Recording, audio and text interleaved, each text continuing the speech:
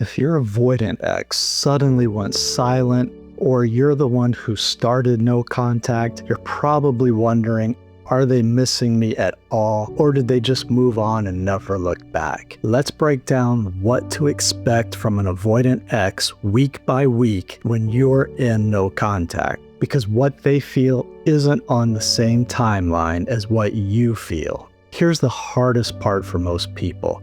Avoidants don't miss you the way you missed them, at least not right away.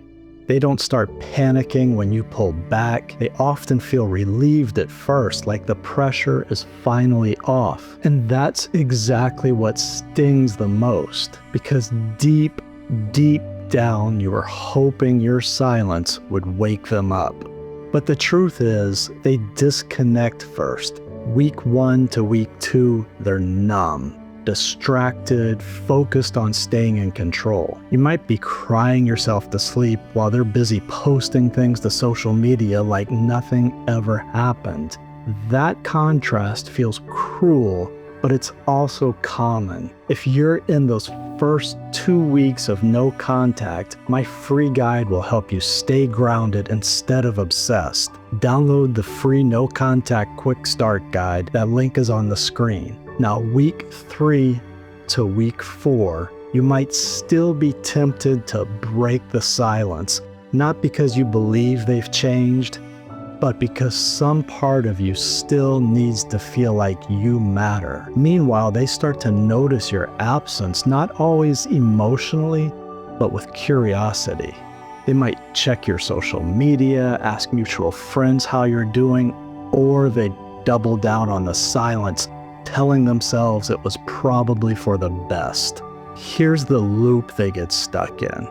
They avoid connection to feel safe, then feel relief when you're gone. But with time, that silence starts to stir discomfort, and they wonder if pushing you away actually gave them peace or just helped them avoid a deeper truth. And that's when the real reflection begins, or they jump into a rebound relationship. Week 5 and beyond, avoidants often enter the delayed grief phase.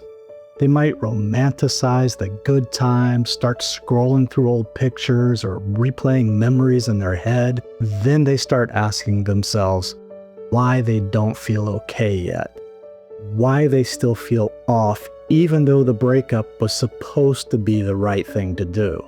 At this point, some will reach out not to apologize, but to test the waters, to see if you still care without having to deal with the emotions that come with being close. They're looking for a signal that you'll still want them without them having to face the vulnerability of real closeness. And this is where your strength matters most, because doing no contact the right way isn't about getting them back. It's about breaking the pattern where your worth depends on their response. Here's what most people never hear. You don't go no contact to manipulate them. You do it to finally stop chasing love through anxiety.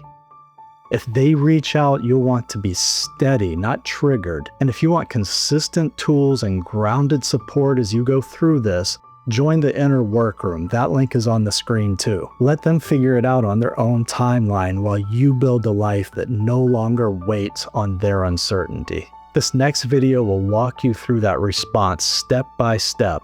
When your ex reaches out, the exact response guide. The link is below.